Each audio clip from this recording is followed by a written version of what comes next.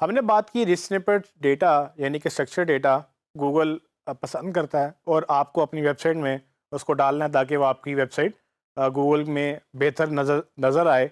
Google ने इसके लिए एक टूल भी दिया है हमें जिसका नाम Google structure data testing tool है। आप इस टूल के मदद से अपनी वेबसाइट पे या किसी की वेबसाइट पे जो भी डेटा स्ट्रक्चर डेटा लगा हुआ है उसको आप टेस्ट कर सकते हैं।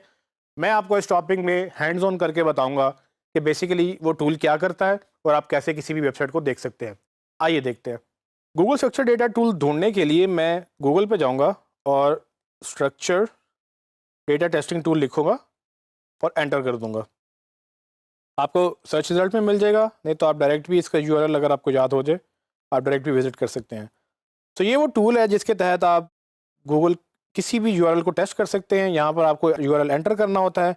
अगर आपने यूआरएल अभी नहीं बनाया, मतलब अभी आप कोडिंग कर रहे हैं या आपका भी कोड रेडी नहीं हुआ लाइव जाने के लिए, तो आप कोड स्निपेट पे जाकर अपना यहाँ कोड ऐड करें तो वो भी आपको बता देगा कि आपका कोड में जो भी डेटा है वो क्या उसमें स्निपेट्स हैं कि नहीं। तो फॉर एग्जांपल टेस्ट के लिए मैं एक वेबसाइट लूँगा। मिसाल के तौर पे मैं वीयू की ही वेबसाइट लेता हूँ। विच यूनिवर्सिटी की वेबसाइट पे देखते हैं कि क्या उन्होंने अपनी वेबसाइट पर स्निपेट्स लगाए हैं या नहीं लगाए हैं।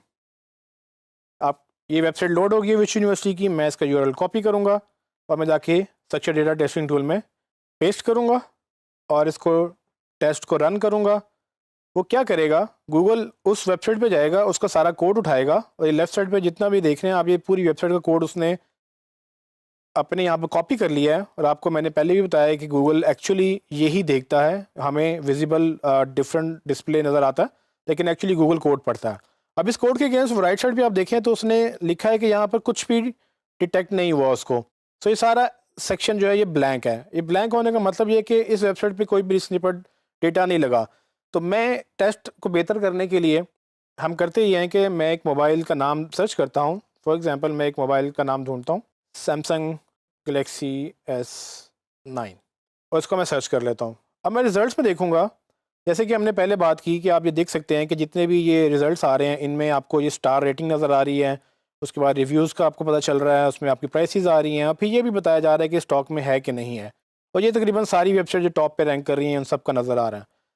इसमें से कोई भी एक वेबसाइट पकड़ते हैं और उसको ओपन कर लेते हैं। जैसे ही मैं एक वेबसाइट को ओपन करूँगा, अब मुझे इस वेबसाइट के ऊपर तो नज़र नहीं आ रहा कि ये डेटा कहाँ पर ऐड हुआ है इस स्निपेट्स का।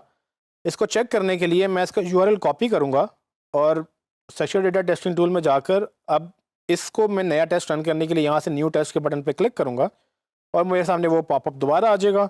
यहाँ पर मैं अपना यूआरएल पेस्ट करूँगा और एक नया टेस्ट रन करूँगा। अब गूगल क्या करेगा, इस टेस्ट के दौरान वो आपका कोड उठाएगा और यहाँ पर कॉपी कर लेगा और उस कोड को रीड करके ये बताएगा कि बेसिकली आपकी वेबसाइट में कौन कौन से स्ट्रक्चर डेटा लगा हुआ है या नहीं लगा हुआ। अब जैसे कि आप देख सकते हैं कि लेफ्ट साइड पे कोड फिर आ गया है, लेकिन राइट साइड पे आप देखेंगे कि कितनी तरह के उसने हमें स्ट्रक्चर डेटा आइटम्स बताए हैं, जिसमें ऊपर 0 एरर्स, 0 वार्निंग्स और 4 आइटम्स बता रहा है। 4 आइटम्स का मतलब ये है कि इसमें 4 आइटम्स हैं जबकि वार्निंग कोई नहीं है और एरर भी कोई नहीं है। वो 4 आइटम कौन सी हैं? वो एक ऑर्गेनाइजेशन है, इस पर क्लिक करते हैं तो गूगल को ये पता है कि ये एक ऑर्गेनाइजेशन है जिसका नाम वट मोबाइल है, उसकी एक डोमेन है, उसका एक पेज है मोबाइल का m.whatmobile.com.pk और उसका एक फेसबुक पेज है। ये आपकी ऑर्गेनाइजेशन का यूआरएल है। फिर आप ब्रेड क्रम्स देखें, ये हमने पढ़ा था ब्रेड क्रम्स के बारे में कि आप किस तरह से ऐड करते हैं। तो अगर आप योस्ट का प्लगइन ऐड करें या कोई भी और ब्रेड क्रम अगर आप ऐड करवाएंगे तो इस फॉर्मेट में अगर होगी तो गूगल उसको पिक कर सकेगा और उससे आपको वो फिर गूगल में रिजल्ट्स भी दिखाएगा। वेबसाइट का टैग भी लगा हुआ है जिसमें वो बता रहा है कि ये एक वेबसाइट है, उसका नाम वट मोबाइल है। अब आप ये सोचेंगे कि हर वेबसाइट तो वेबसाइट ही होती है, गूगल को ये भी नहीं पता। तो जी हाँ, बिल्कुल गूगल को ये भी नहीं पता कि ये वेबसाइट है, हमें बताना पड़ता है। और फाइनली एक्चुअल जो स्कीमा जो आपको यहाँ पर नज़र आ रहा था सर्च में, जो आपको स्टार रेटिंग नज़र आ रही थी, मैं यहाँ से बैक पे जाके आपको वापस दिखाता हूँ तो आपको नज़र आएगा कि यहाँ पर आपने ये जो देखा था कि इसकी 5 रेटिंग थी, 63 रिव्यूज़ थे और 91,000 प्राइस थी। बेसिकली इन्फॉर्मेशन ये प्रोडक्ट स्कीमा से आ रही है। इस पर आप क्लिक करेंगे तो आप देखेंगे कि नीचे ये पूरा एक उन्होंने ऐड किया हुआ है। उसमें स्कीमा क्या लगा हुआ है, उसकी टाइप प्रोडक्ट है, उसकी कैटेगरी मोबाइल फ़ोन्स हैं और उसका नाम सैमसंग गलेक्सी S9 है, उसका यूआरएल है, उसका इमेज है और करते करते उन्होंने पूरी इन्फॉर्मेशन डाली हुई है। एक चीज़ आप नोट करेंगे कि जैसे मैं किसी एक आइटम पे क्लिक करता हूँ तो वो जो है लेफ़्ट साइड पे मुझे वो दिखा देता है कि उसका कोड कहाँ पड़ा हुआ है। सो आप देखेंगे कि लेफ़्ट साइड पे ये सारा कोड प्रोडक्ट स्कीमा का पड़ा हुआ है और ये एग्जैक्टली उसी कॉन्टेक्स्ट में है, उसी फॉर्मेट में है जो मैंने आपको पहले बताया था। सो अब जब आप ये प्रोडक्ट स्कीमा पे देखेंगे तो बेसिकली गूगल यहाँ से उठा के बता रहा है कि इसकी वैल्यू 5 है, इसमें टोटल 63 काउंट्स हैं। ये एक ऑफ़र है जिसकी प्राइस 91,000 है, उसका उसका ये भी इन्होंने बताया कि ये स्टॉक के अंदर अवेलेबल है। उसके बाद इसका सेलर कौन है, उसकी ऑर्गेनाइजेशन की टाइप है और उस ऑर्गेनाइजेशन की टाइप के बाद उसका नाम लिखा हुआ है कि ये सैमसंग सेल कर रहा है। तो बेसिकली यहाँ से ये वो इन्फॉर्मेशन है जो इसकी वेबसाइट पे पड़ी हुई है वट मोबाइल की, और वो गूगल उठाकर यहाँ पर दिखा रहा है लोगों को, जिससे यूज़र को भी फ़ायदा हो रहा है और गूगल को भी फ़ायदा हो रहा है।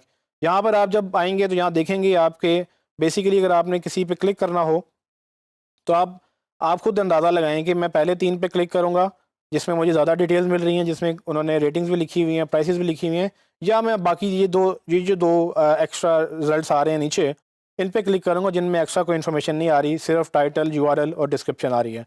सो अल्टीमेटली आप खुद ही बेहतर आप समझेंगे कि जहाँ पर ज़्यादा रिजल्ट्स आ रहे हैं, जिस तरह से ये देखें यहाँ पर इसको ज़्यादा चीज़ें नज़र आ रही हैं, फिर नीचे भी स्टार नज़र आ रहे हैं, करते करते जो ज़्यादा मुझे डिटेल्स देगा मैं वहाँ पर क्लिक करूँगा। इससे आपका बाउंस रेट कम होगा, आपका यूज़र का डिसीजन बेहतर होगा, और जब जहाँ पे जाके देखेगा कि मैंने कहाँ से बाय करना है तो वो अल्टीमेटली वहाँ पर रिजल्ट मिलेगा। तो फॉर एग्जांपल मैं अगर देखूँ कि पहली वेबसाइट में प्राइस 91,000 लगी हुई है, जबकि दूसरी वेबसाइट में 77,000 से लेकर 99,000 की रेंज दी हुई है। तो पहली वेबसाइट ने रेंज नहीं दी, लेकिन दूसरी वेबसाइट में मुझे लग रहा है कि शायद ये बेहतर है, क्योंकि इसमें कम से कम भी प्राइस दी हुई है और ज़्यादा से ज़्यादा भी प्राइस दी हुई है। हो सकता है मुझे एक अच्छी डील मिल जाए जो कि कम पैसों में मिलेगी, जबकि तीसरी वेबसाइट में उन्होंने प्राइसेस नहीं दिए हैं। तो ये टोटल आपके कंट्रोल में है कि आपने कौन सी इन्फॉर्मेशन दिखानी है, कौन सी नहीं दिखानी।